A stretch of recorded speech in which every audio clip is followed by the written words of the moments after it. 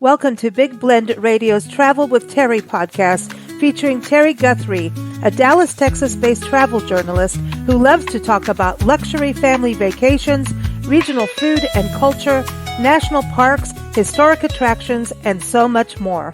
We've talked before when Ron was on the show with you talking about his fighter jet experience as a pilot, right? Yes. We talked about that importance of, and you being, military mom and wife and, just that balance between the civilians versus military, right? That life, how do we Right. connect to everyone? But I feel like the Panhandle doesn't seem to have that as much as other areas. They seem more connected because I think the beach draws everyone together. Yes. Yeah. Man, I cannot tell you how excited I was when Ron got the assignment to go to Eglin Air Force Base. And I know others feel that way too when they get those assignments to Pensacola or anywhere in the Florida Panhandle, just because it is so beautiful and you just have that Southern hospitality and everyone really, really welcomes the military men and women. I know that personally, certainly experienced that. And that's so special. That's so special. I just get choked up thinking about it. So tell us a little bit about Pensacola. Everyone, again, the Florida Panhandle. It's beautiful Yes. and very close to the Alabama shoreline as well. So, Hmm. we're very close. It's the heart of the Southeast, really. Tell us a little bit about the military history, some of the military sites and experiences you had. Well, okay. I did not know that you could actually go on base at the Naval Air Station Pensacola. I did not know that. And so on this trip, we got to do that.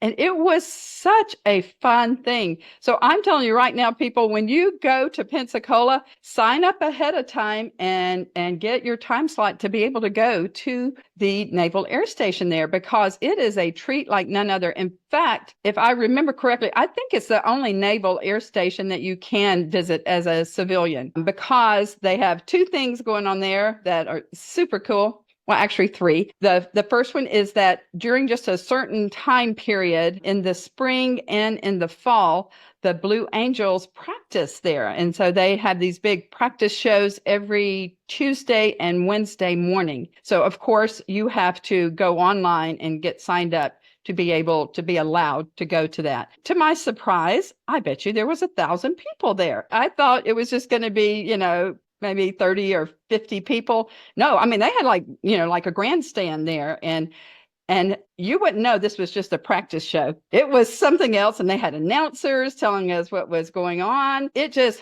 would make anybody's heart just about beat out of their skin because it's so exciting. And, not only are you seeing something that's exciting, you're also hearing it and your body's just vibrating with, those jet engines. One of the super exciting things for us, I thought, was that two of the Blue Angels currently that they have, one is from Texas and one's from Oklahoma City. So my two places I go all the time, just needed one from Mississippi and we had it all rounded out. But as I was telling our daughters about it, I just thought that was so cool because it's such a premier select group. And one daughter said, actually, my sorority sister is married to the guy from Oklahoma City. So I thought that was a fun connection. And I actually know who she's talking about. So I had no idea I even had a closer connection than I realized. Now, you can also see the Blue Angels after they do their practice show there in the museum. That is the National Naval Aviation Museum. It's the largest naval aviation museum in the world, and it is something to see. Their director, Captain Sterling Gilliam, has just done an outstanding job, he and his team, and it's impressive. I mean, impressive does not even do it justice. I just cannot tell you how fantastic it is and how much we learned. And it's amazing the amount of things, the artifacts and the old vintage aircraft that they have there from every time period. It's just fantastic. My husband was blown away. He just could not believe how fabulous it is. So if you go to Pensacola, this is a must see. You've just got to do it. When you finish there, oh, and one other cool thing they have there, they have an IMAX theater there that you can feel like you're like flying in one of the fighter jets. You see a lot of the training of the Blue Angels and some of the other military aircraft that they have, but they that was a lot of fun. And I feel like the seats shook, or maybe I was just shaking. I don't know, but they vibrate. Very like interactive experience. And they have flight simulators there. And we didn't do that. We ran out of time. But guess what? I think in a couple of weeks, I think I'm going back, and I think we're going to get to take our grandsons, and we'll definitely do the flight simulators with them. And I hear that's just an awesome experience that you can also have there at the National Naval Aviation Museum.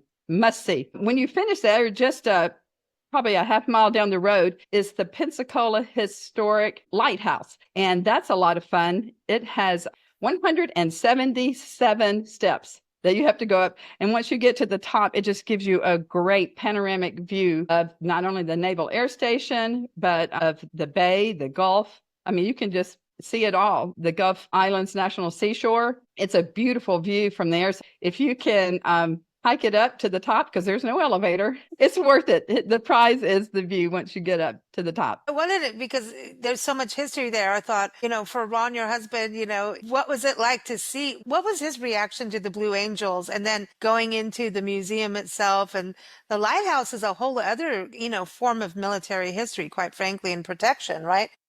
Yes, it is. Ron just loved it. He was so impressed. And he said that honestly, the Navy's got it right. They do a little bit better job than the Air Force, in his opinion, as far as kind of showing off what their fighter pilots do. They have a great PR campaign. I'll say it like that. They do a great job. And the Air Force could take a few lessons from them about showcasing their people a little bit better. But the Navy, they do an outstanding job. So I think he's buying you dinner tonight. Yeah.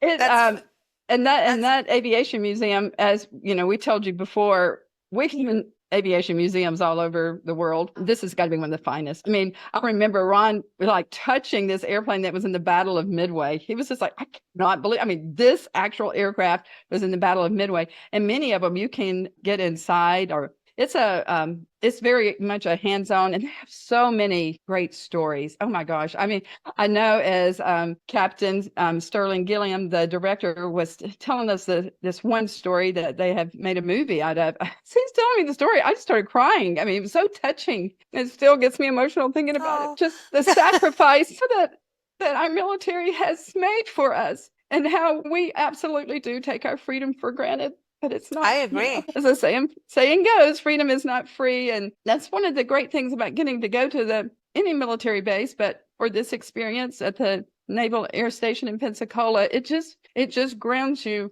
and makes you truly appreciate these men and women and our country. And it gives you great pride and the families. Feel so patriotic, Yeah, for you, it touches home even more. You're a military mom, like I was saying earlier, and that is, what it's like when your husband's off being a fighter pilot.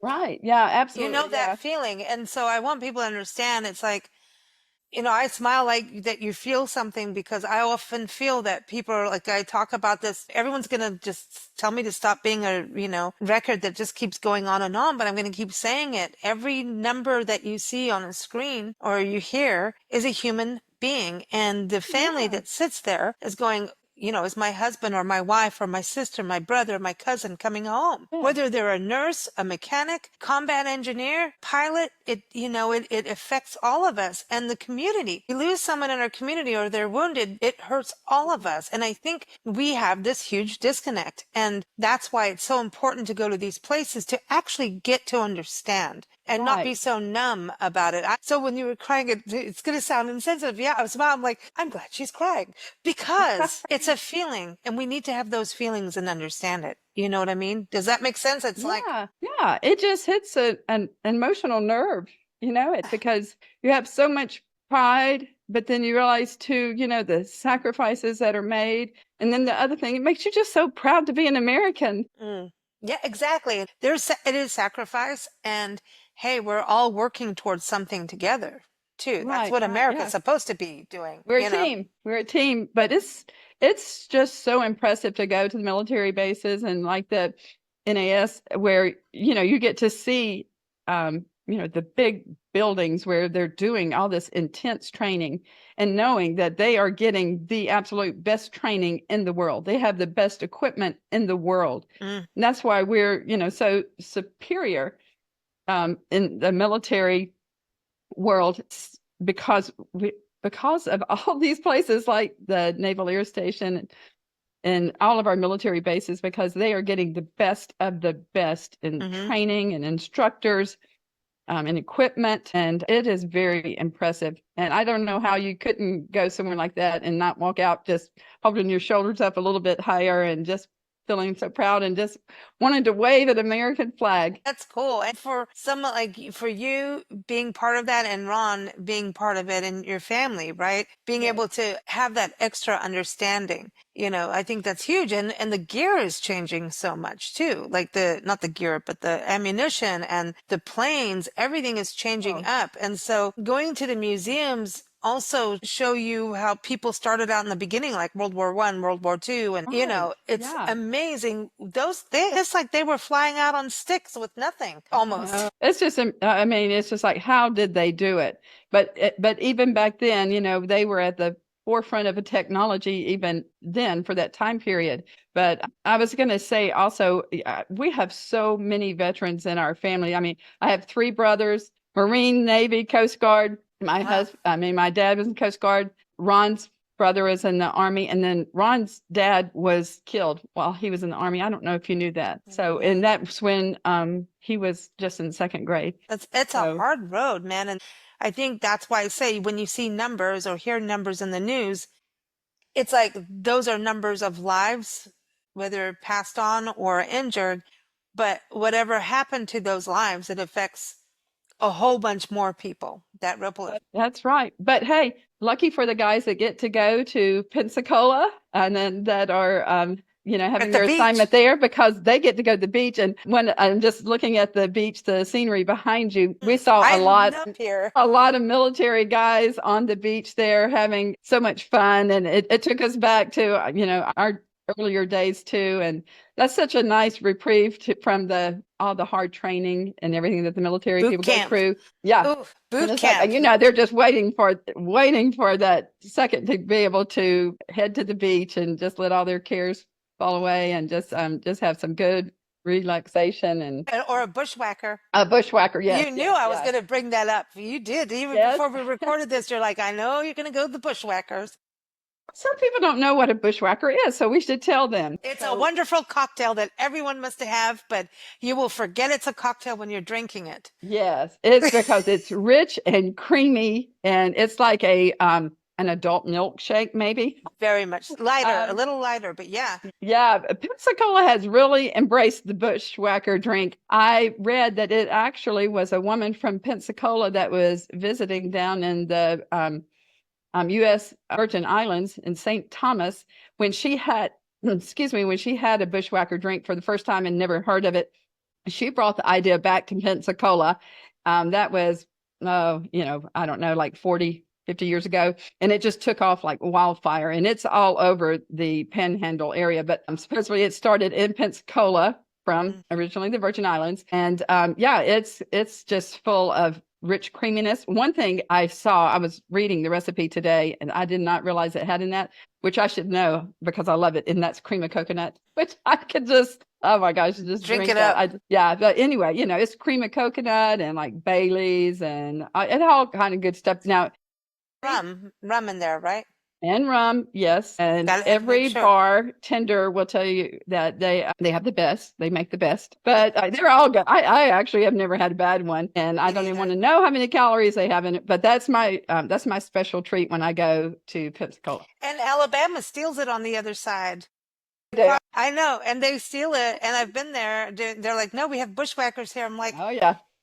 They're very popular in Alabama, too. Yeah. I know. We all know where it comes from. We do. Yep. But it started in Pensacola, folks. Yep. Yeah. So that's it. Yeah. So did you go to the Seville Quarter? I did. And that is one cool place. So that's a very historic area in downtown Pensacola. And that whole downtown area, Palafox Street, all that is beautiful. They have the most adorable little gift shops and clothing stores and boutiques and restaurants and coffee shops. But Seville Quarter is so interesting. I don't know that I've ever been anywhere quite like it. So the building itself, it's 2-story, and it's got, the wrought iron balconies and the gaslight lanterns but you pay to go inside. And I don't know, it's not very much, like $10 or $20 or something like that. But when you go inside, there's 7 different venues that all have different themes in Seville Quarter. So it's really cool. So, there's like a dance club, there's a pool hall, there's a dueling piano bar, there's restaurants. I mean, it's just anything you are can making imagine. Me so happy, because this is where I lived and worked for a couple years, and it was in the early 90s, early to mid 90s. And I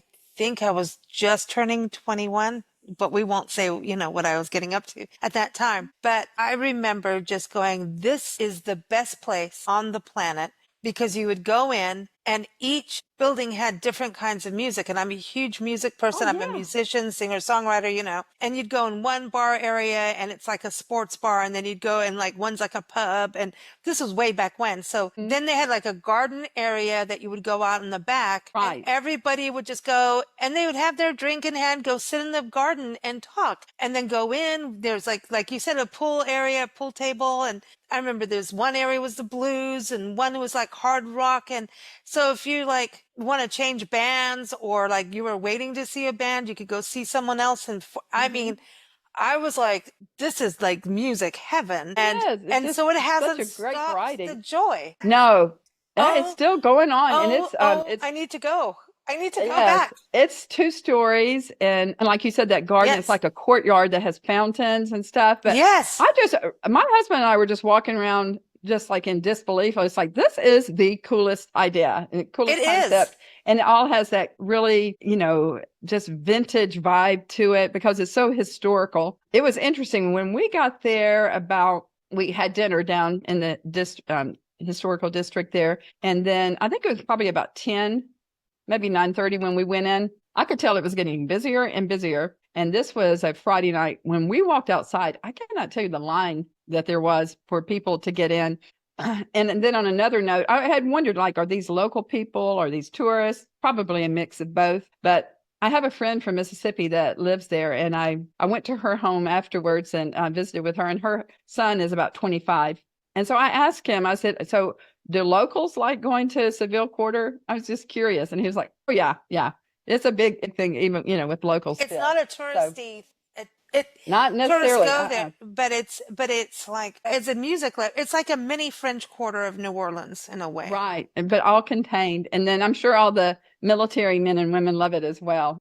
I've met a lot of great people there. I had fun. I'm just going to say I had fun. It has it going on. And even in some of my YouTube videos that I did, I kept on saying, this is so much more than a beach. You've got the beautiful beach. It just does not get more beautiful than their beaches. They're so pristine, and that, sugar white sand. But you've got the military aspect of it that we discussed, but there's so much history there. I know that it can be up for discussion, but it is actually the first European settlement was in Pensacola. It didn't last very long because of a hurricane, but that was 500 years ago where they had the first European settlement. And you can learn all about that at the Pensacola Historical Museum, which is fantastic, by the way. It's a really, really good museum. And it talks also about Pensacola being the city of 5 flags. Have you heard that? Yes, a little bit. I think it was you who actually said something.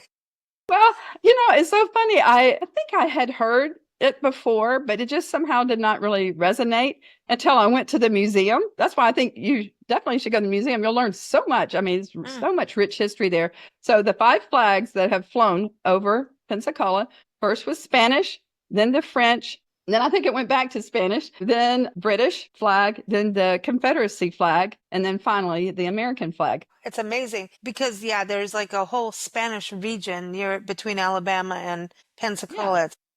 Spanish Fort, Alabama. Yeah, there's all kind of forts around there too. That's another historical part of it, and that's Fort Pickens. And this is a pre-Civil War fort that is massive, built out of granite. How they even built this, I do not know. And it was to guard the entrance into Pensacola Bay. And there is another fort on the other side of the waterway that leads into the bay. It's not really there anymore. I mean, or it's certainly not open for tours, but Fort Pickens is in really good repair. And so you kind of get 2 for 1 going out to Fort Pickens, because it's a part of the National Park Service under the Gulf Islands Shore Islands. It's not a national park, but it's part under of the National Service.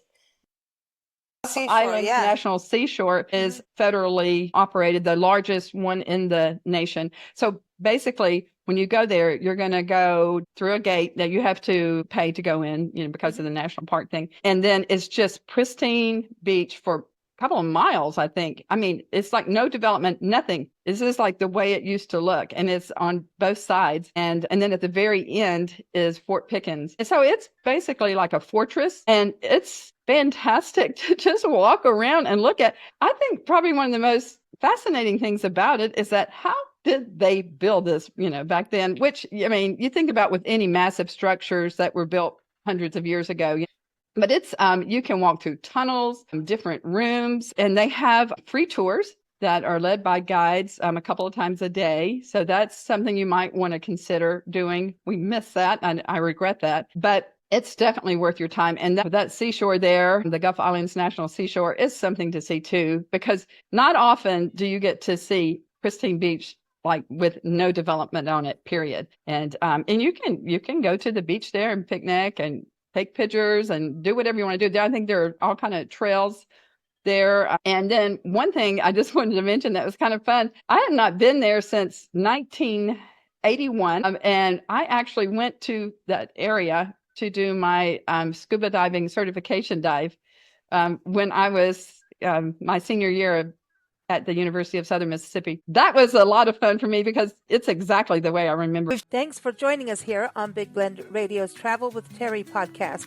You can follow Terri's adventures at travelwithterri.net, and that's Terri with an I, not a Y. Follow us here at bigblendradio.com. Happy travels!